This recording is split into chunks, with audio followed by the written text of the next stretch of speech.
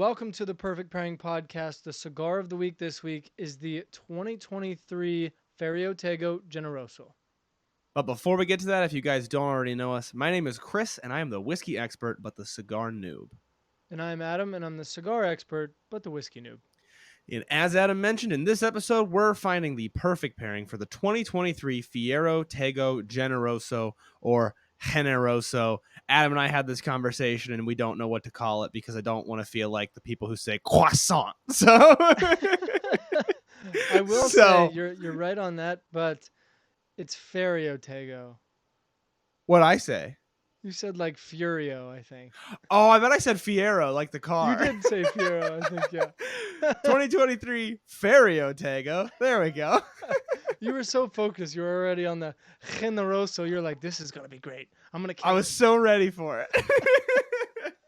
Oh my gosh. Yeah. I that happens so much with cigars and sometimes with whiskey where you're like, do I pronounce this like if I'm speaking a different language, or would that be like going to a Mexican restaurant and saying burrito? Like, I don't want to be that guy, you know? Yeah, exactly. Yeah, I agree 100%. And I mean, I still on some of them, it's like hit or miss. It's like when I introduced this cigar to you, I was like, yeah, this is the Ferio Tego Generoso, and I was like, Mm-hmm. I kind of in my head went like, it's Generoso. I don't know. I'm sorry. I don't know why I said that. You know, like, like I Yeah. was like, It, I mean, I speak Spanglish. I shouldn't yeah. speak Spanish because I speak Spanglish, and I should just Mm-hmm. butcher it anyways. I don't know. I don't know if I it's get it. insulting to butcher it or if it's, kind of like I'm trying to, pay tribute. It's like when I went to Mexico on my anniversary trip this year. It's like I know a little bit of Spanish. Like, am I being like considerate to Mm-hmm. like say like hola, or do I look like an idiot going hola? And I'm Right. just say hello. Like I speak English. Like no, I'm just Yeah. trying to be considerate. That's all. Like I don't know.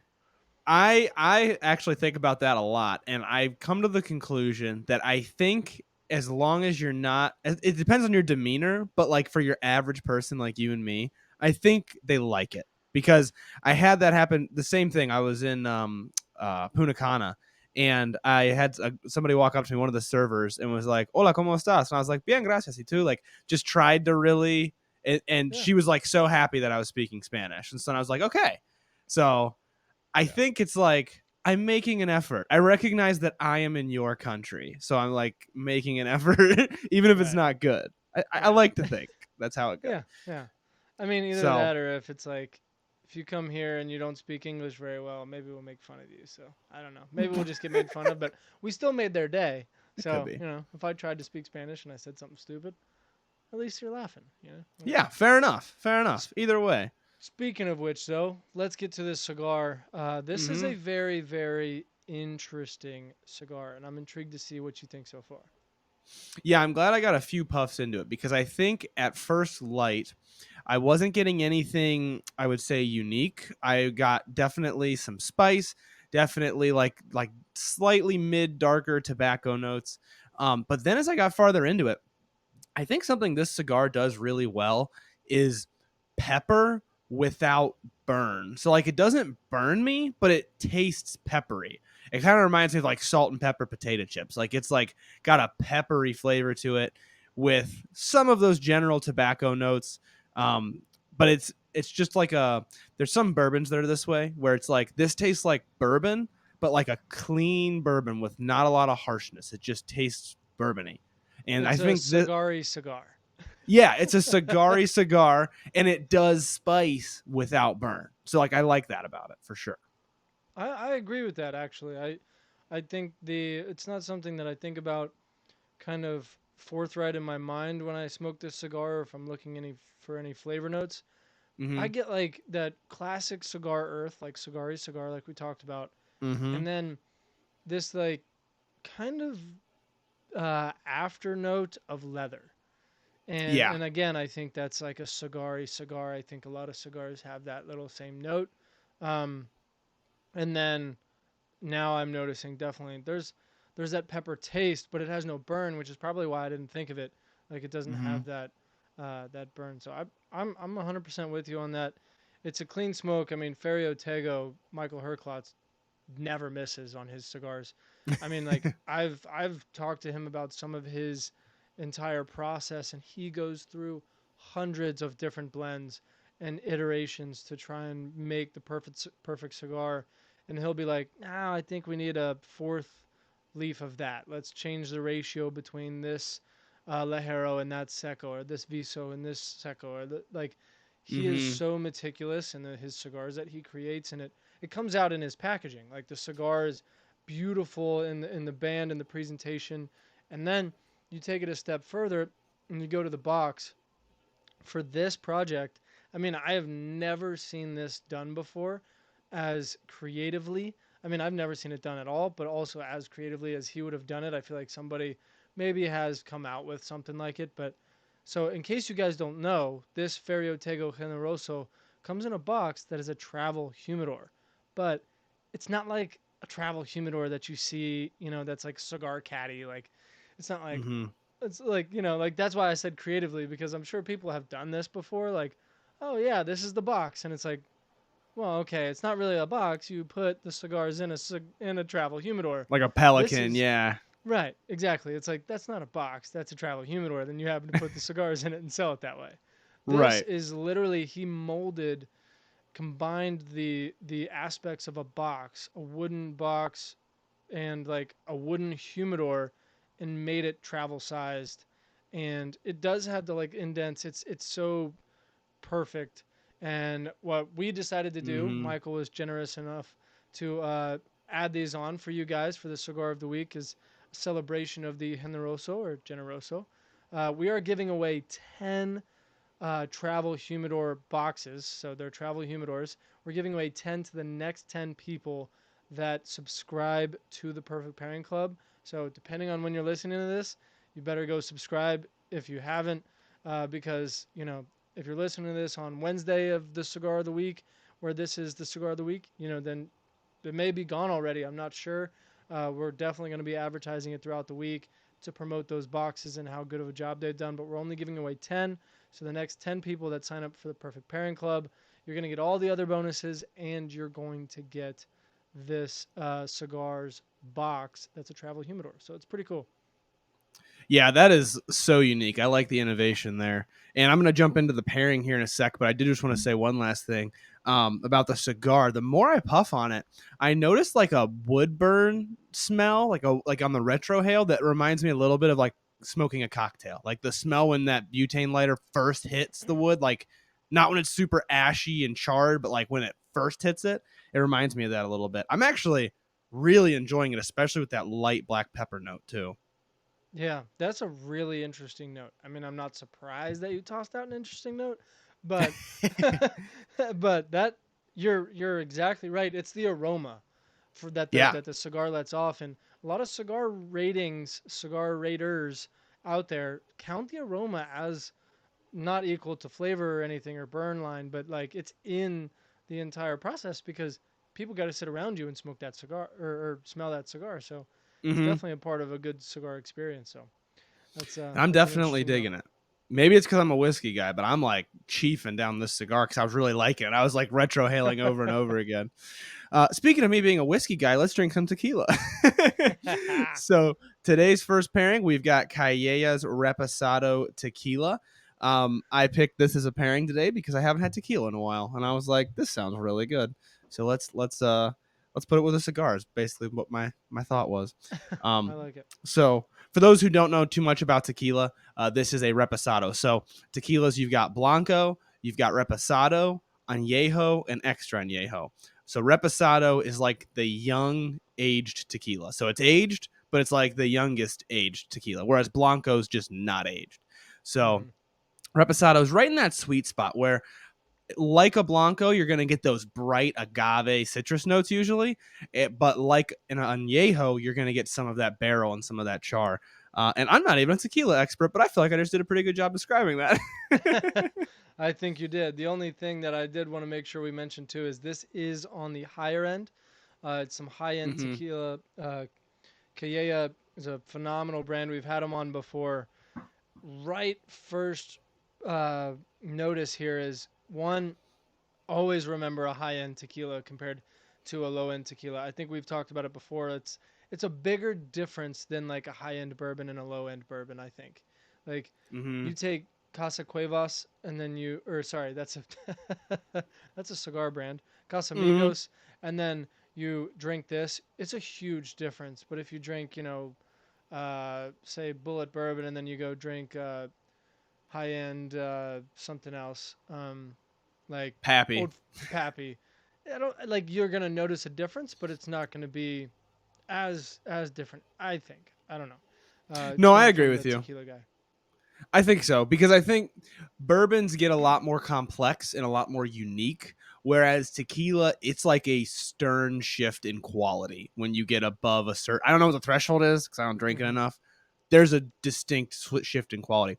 Speaking of which, so this tequila going from the Cayeya to the cigar, the Ferio Tego, I feel like the tequila, first of all, has not just like that citrusy note that I like from tequilas, but it's like if the citrus was a gummy, like a gummy worm that's flavored like that citrus. It's got like an extra sweetness that I think is the agave. And I think that is translating nicely with this cigar because the cigar has that salt and pepper taste. It's almost like the salt rim on a margarita. It's like you're getting the agave and then you're getting this light salt and pepper taste. And some of that agave is going over to the cigar, which gives it, they kind of blend. This is one of those where for me, they're kind of blending. I could see that. I could see that. I noticed right away the influence that the Generoso had on the Cayeya Reposado. So I was a little like, this isn't exactly like I remembered. It Mm-hmm. does have a little bit of that pepper taste, but we'll get into that in a second. But yeah, I agree 100% that agave is playing with that pepper note that is making a salt and pepper, sweet and sour, just harmony. That's what Mm-hmm. I would call it. There's a harmony going on between the Reposado from Cayeya Tequila and the Generoso here from Ferio Tego. And by the way, you did say Fiero Tego again. Oh my gosh. Why am I doing that? They need to come out with a partnership with Fiero is what they need to do. Then Mm-hmm. everybody will be screwed. Yes, that could be a commercial. Smoking a Ferio in my Fiero. That would be like that could be a lyric to something, by the way. That's very true. We got to be rappers now. Yeah, we should. We should. uh I'll just leave that one. I'll just leave that right where Yeah. it is. Going from the Ferio Tego to the tequila, the Cayeya, it's still more that sweet and sour harmony, in my opinion. It does. It's like now the tequila has more of that pepper. And so you're getting the sweet agave gummy worm flavor with some of that like pepper, some of that salt.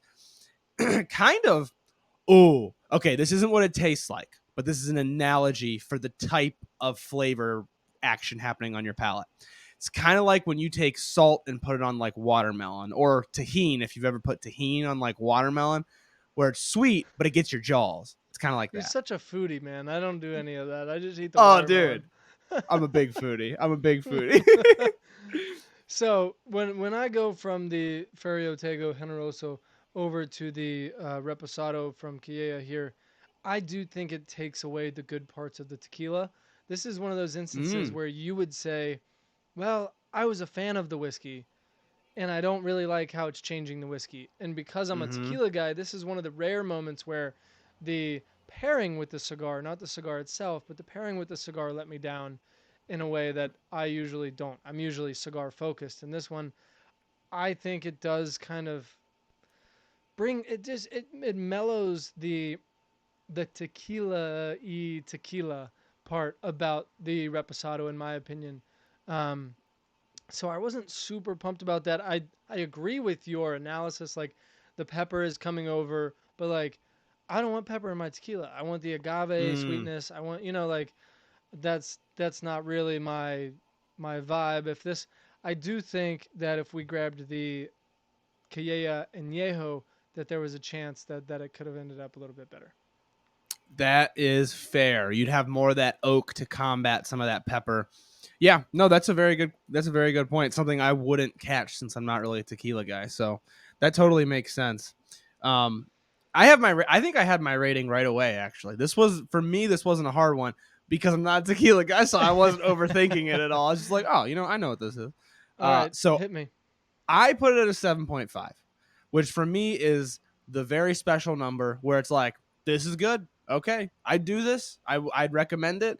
I think there's better things out there, but I think it's good. That's basically where I'm at with it. I had a 6.3. Oh, man. Yeah, and Well, I usually am not a harsh critic. Those of you that if you've kept track over these times, I'm usually a higher rater in general than Chris. mm-hmm. But I don't know. I don't even think I would recommend this, honestly. Like I don't think I Wow. would tell anybody to try this because I know this cigar and I know there's better things coming, and I think we're about to hit one.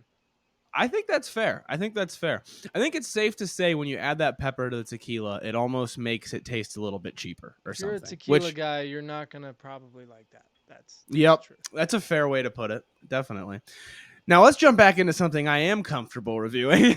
So, pairing number 2, we've got Westward Whiskey's American Single Malt. This is just their standard, like their flagship bottle. No special finish on this.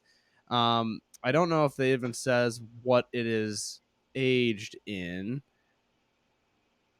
but either way, it's a very standard American single malt flavor. I think one thing Westward does really well, which I'm excited to see it interact with the cigar, is that Westward gives a really nice spice with their American single malt.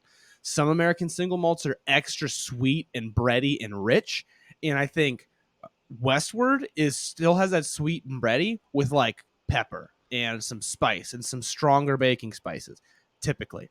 So I feel like that's a really good match for this cigar. We're gonna see if that's yin and yang or if that's two like magnets repelling each other. I don't know which it's gonna be.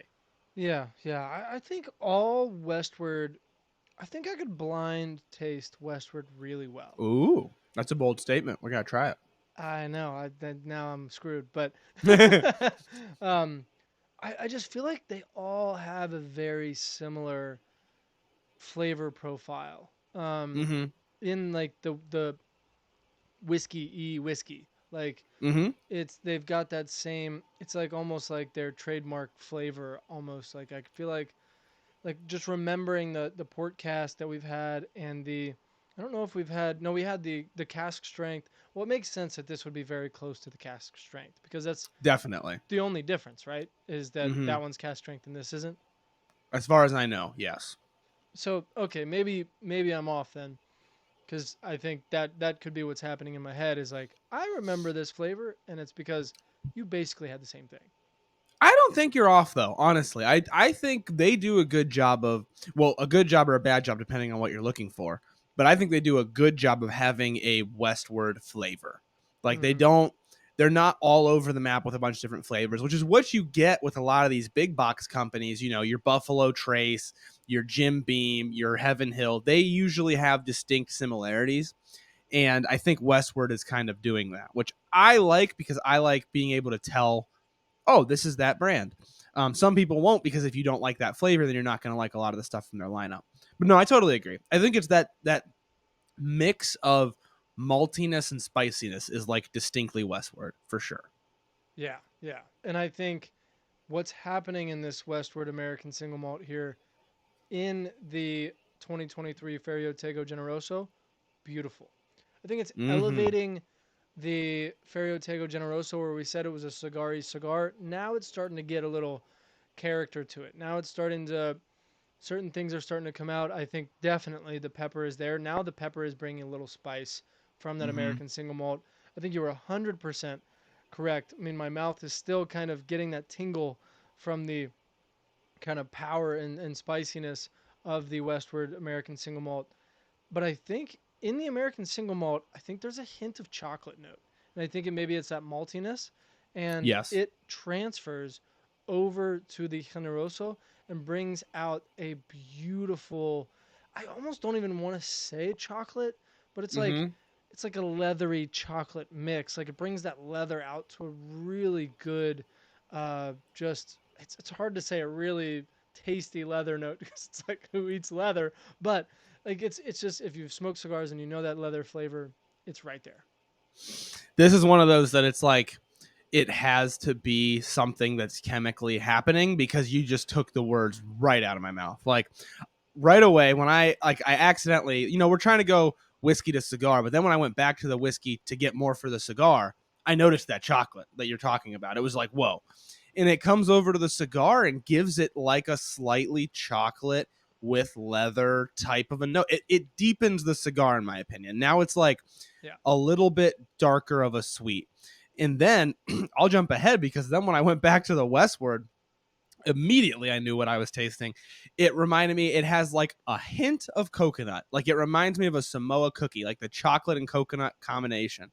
I was like, it hit me right away when I went from the Ferio Tego, said it right that time, back to the Westward Whiskey. They're definitely both elevating each other and bringing out fun elements from each other. And if you're like me, what proof is this again? Ooh, good question. I forget. Oregon I want to say it's near 80, 90. 90. Yep. So that makes sense.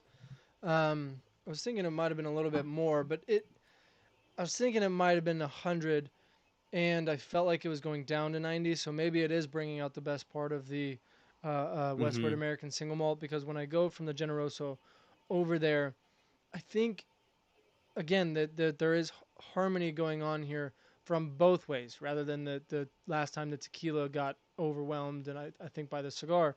This time I think there is harmony both ways. They're trading good flavors in themselves, and I think the chocolate flavor is enhanced in the whiskey. You're 100% right on that. And then I think it Mm-hmm. takes a next step. And for me, not a big American single malt drinker. Um, like if I was gonna pick something, I would go bourbon over American single malt. But Mm-hmm. this gives me an opportunity to really enjoy the best parts of an American single malt for sure. Yeah. Yeah, absolutely. I think they're both elevating each other just the right way. I think it's almost like a dessert pairing because like the chocolate gets deepened, the cigar gets deepened. It makes it a little bit more of a cigar with some spine behind it. Overall, a great, powerful, rich pairing. I think rich is a good word for it. They both Agreed. go from being a little bit lighter to a little bit more rich. And just going back and forth again. I'm like, you really want to keep going. You really want to just puff and sip and puff and sip, and you really want to go back and forth. And when it comes to pairings, I don't know what more you could want out of a Right. pairing. Like when you just want to keep going back and forth. I mean, that's what else are you looking for, right? So Absolutely. I want to go on the record before I ash this because I'm going to just do it so it doesn't fall. But I have a fantastic ash. This build quality is stellar. Obviously, you guys know I'm really bad at lighting cigars, and this like evened itself out really nicely too. So that was I was really proud of that. But I want to not ash all over myself like I have the past few episodes, and jump into pairing number three. yeah, yeah, I like it. Well, we got to do our So ratings. oh my gosh. Oh my gosh. Yes. I Yeah, typed mine out and forgot to do it. You that's go all ahead. right. I led on the last one. Yeah, so with the Ferio Tego Generoso and the Westward Whiskey American Single Malt Whiskey, I had an 8.6. Oh, dude. Yes, I had an 8.5. We are on the same page with that one. That one That's was a good. great pairing. Yeah, I knew it was gonna be. I'm glad I was right on that transition, and I think Mm-hmm. this third one has the potential to make the leap into the nines. I think it does. I think it's gonna add. I think it's gonna add a little something that we want out of this pairing. So I'm excited.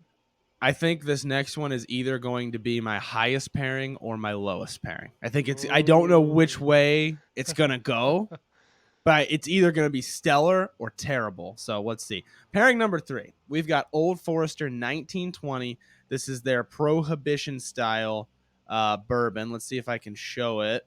My camera's not really adjusting to the light, there but you it's a go. pretty common bottle. There you go. Adam's able to show it a little bit better than me. So yeah, this is their Prohibition style bourbon. It's 115 proof, so it's got a little bit more kick to it, and it's a very bourbony bourbon. Got those strong like that oak backbone, some a little bit extra play going on. So it's definitely it's one of those where it's complex enough that either this is going to be phenomenal or it's going to take away the complexity and I'm going to be upset and rate it really lowly. So I have no idea what's about to happen.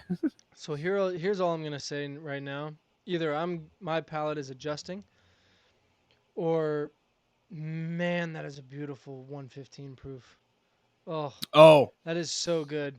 Like I think it's just a beautiful full 115. flavored, full. Like, I mean, like I can't even keep speaking because my mouth is like salivating. It's like, give me some more of Mm-hmm. that. It's like just pouring. I'm like, holy crap. That is, I mean, Mm-hmm. just fills your mouth. Sometimes you can just coat your palate and then it just overwhelms.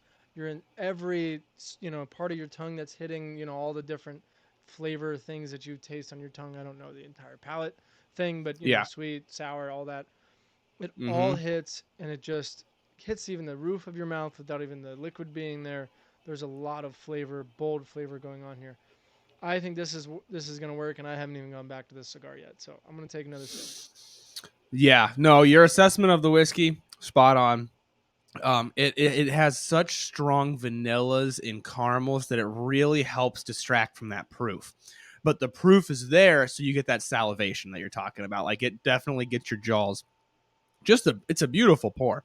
And then so going from the old Forester 1920 to the Ferio Tego Generoso, I noticed right away. You mentioned like you get some sweet, some savory, bitter, like you have all those different parts of your palate. The savory part lights up when you go over to the cigar now. Like I never would have thought of this cigar as really savory, but I'm getting some of that. It's almost like the earth that was there in the beginning, but it's more savory. I don't know if it's because the whiskey's making me salivate a bit more or what it is, but definitely it was a note.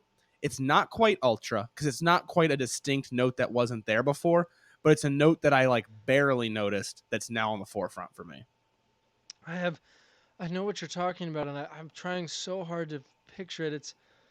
It's like I'm going Chrissy verbiage, whatever Do here. it. Um, it's like cashew. Mm-hmm. Like it's like I want to say just nuttiness, like, but I don't think that does it justice.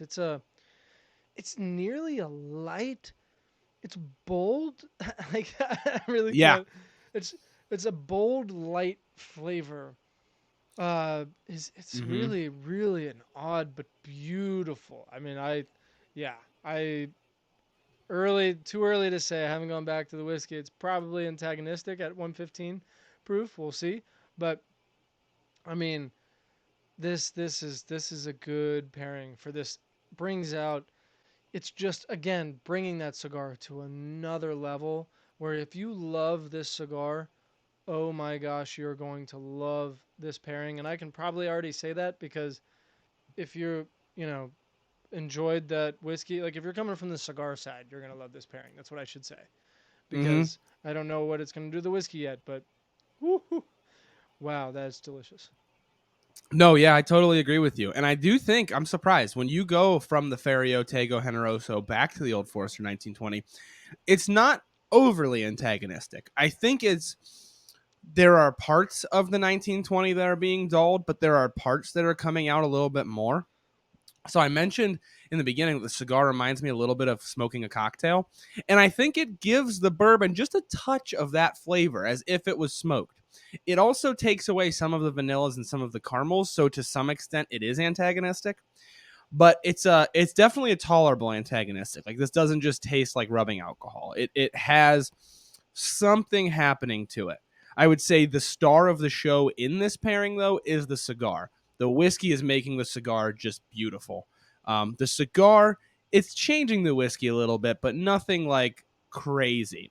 The good news is it's also not ruining the whiskey for me, at least. I'm not like, oh my gosh, this should taste so much better than it does. But yeah, I yeah, that's agree. it's. I'm not neither here nor there about it. I think the whiskey tastes like it's cask strength now. Mm-hmm. Mm-hmm. I think it brings out a lot of the barrel characteristics of the whiskey, which is probably why you're like, well, all those savory things, they're still there, but they're not forefront. It brings kind of the barrel to the forefront, which is, I Mm-hmm. don't think uh, the star of the show if you were just having a Old Forester 1920 neat, you know, Right. like the barrel is not the star of the show at all, really, right? So Mm-hmm. I think that's what's happening. It definitely makes me consider my nine. I'm like, ah, that cigar is so delicious. I'm like sitting here. It's a tough one, but definitely a great pairing. We'll Yeah. leave it at that. Yeah. I do have my rating ready. I don't want to bias you at all, so maybe lock yours in mentally That's before I true. say. Well, yeah, I was about to say, I guess we won't leave it at that. We'll give it a rating. Yeah, yeah, fair enough. It's Yeah, a good pairing. We'll leave it at that. But let's continue.